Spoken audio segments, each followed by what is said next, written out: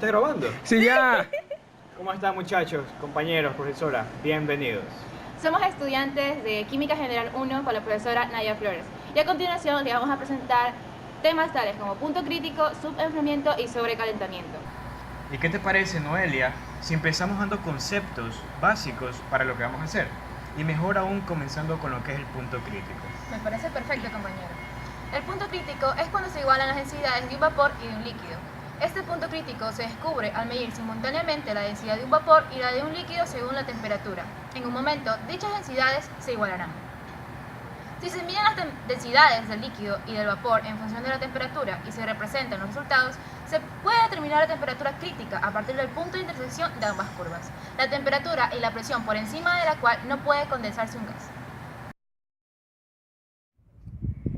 Un diagrama de fase muestra los estados físicos de una sustancia en una determinada presión y temperatura.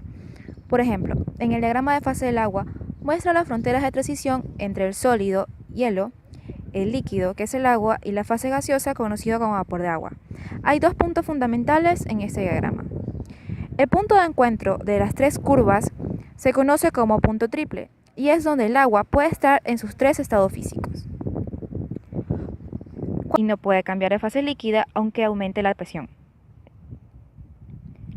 La presión correspondiente a esta temperatura es conocida como presión crítica y el punto de intersección entre ambas, es decir, la temperatura crítica y la presión crítica, es denominada punto crítico, donde la curva desaparece y solo se puede encontrar el agua en fase gaseosa, conocido como vapor de agua. Bien, Luisa. En el siguiente tema que vamos a tratar ahora nosotros es el subenfriamiento. ¿Podrías comenzar explicándonos más o menos qué es el subenfriamiento?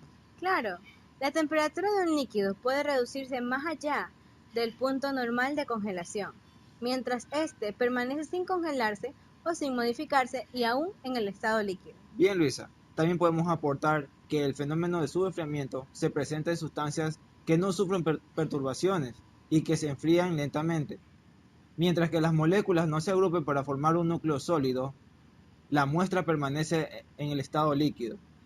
Y una vez que se forma un núcleo sólido causado por una perturbación, este se extiende rápidamente por toda la muestra. La muestra entonces empieza a enfriarse mientras cambia del estado líquido al estado sólido. Ahora vamos a hablarles del sobrecalentamiento. Sobrecalentar un líquido es aumentar su temperatura por encima del punto de evaporación, teniendo a la suficiente presión para que no pueda cambiar de estado. Por ejemplo, las ollas de presión sobrecalientan el agua por encima de los 100 grados para que la comida se haga antes.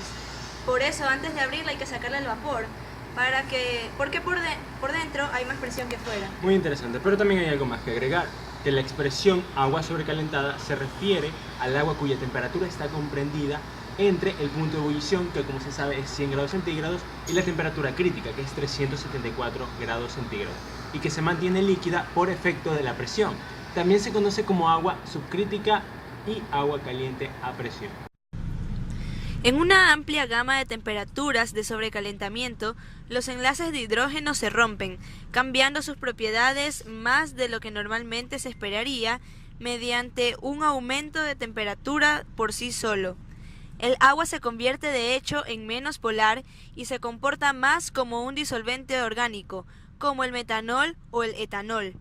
También aumenta notablemente la solubilidad de los materiales orgánicos y gases, y puede actuar como un disolvente, un reactivo o un catalizador en aplicaciones industriales y de análisis, incluida la destilación, reacciones químicas y la limpieza.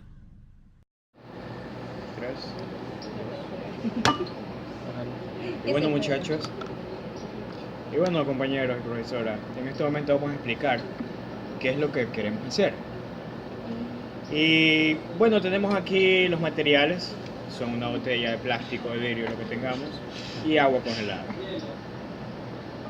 En este momento demostraremos lo que es el subenfriamiento. ¿Y qué vamos a hacer a continuación? Vamos a golpear. Para este experimento necesitaremos una botella con agua y un congelador. Procederemos a guardar la botella de agua en el congelador en un rango de 2 horas y media a 3 horas. Una vez que sacamos la botella, debemos tratar de cogerla del lado de la tapa para no introducir temperatura a la botella. Y es ahí, a partir de ese momento, que podemos darle el pequeño golpe para comprobar el fenómeno del subenfriamiento.